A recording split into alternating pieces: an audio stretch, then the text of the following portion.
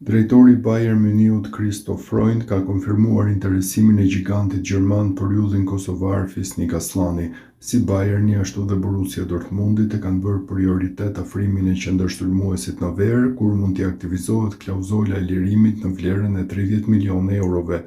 Tani vetë Freund në një intervistë për Sky ka shprehur pëlqimin për Aslanin, ku konfirmoi se po e përcjellin nga afër situatën e lojtarit.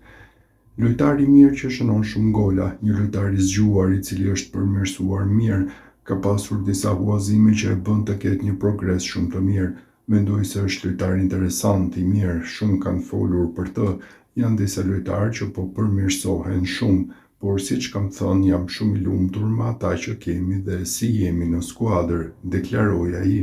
Negociatat mes dy palëve kanë nisur, por ende asgjë nuk është e vendosur, e vetmja gjë e kryer është që Aslani do të largohet nga Hoffenheimi në ver për një skuadër që garon në Champions League.